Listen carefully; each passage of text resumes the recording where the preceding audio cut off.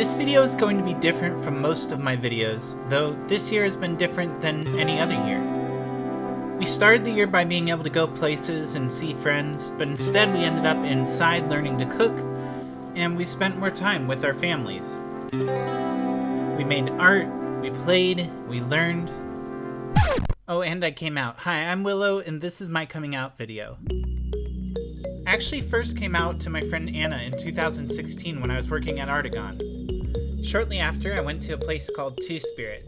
I didn't tell my parents because I wasn't sure how they would take it. I went there on my own and I saw a gender therapist, and after explaining how I felt, he said that I had gender dysphoria. Long story short, I was given my letter and went to the endocrinologist they had upstairs.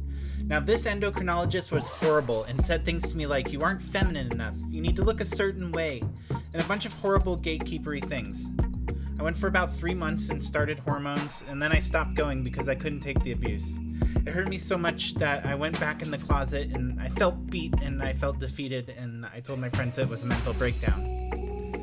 In 2018, I met Caden, who gave me words.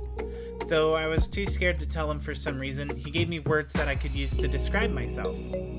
Not directly, but by introducing me to other members of the community. Though I had the words, I was still scared to come out to him, and I had originally planned to come out to him on my birthday, but he was having some really bad dysphoria one day, and I told him then. And he was super supportive. We told my therapist together. My therapist helped us get a letter to go to Crew Health and get me on hormones. So we got all that situated, and finally I was at a point where I was ready to come out to my family.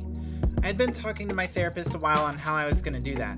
My plan was I would have 3 packages. Package 1 containing a coming out letter.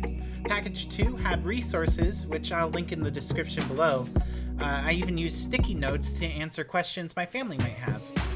Package 3 had updated photos of me. All the packages said not to open until Christmas, and then on Christmas Eve, I put on a mask and delivered the packages to my parents. So I stayed up all night nervously playing Animal Crossing and making food, and it wasn't until afternoon the next day I received a text from my dad, and then one from my mom. Not being out is like being choked your whole life, and then coming out, it's finally like getting the hand to let go. So here we are at the end of 2020, probably one of the worst years of everyone's life, but for me, I won't forget this one. And I hope we can get things sorted out by 2021 so I can continue making fun videos at locations around town. Until then, I'll be making cooking videos and videos of whatever inspires me. So I hope you continue to stay safe and have a wonderful new year. Oh, and subscribe.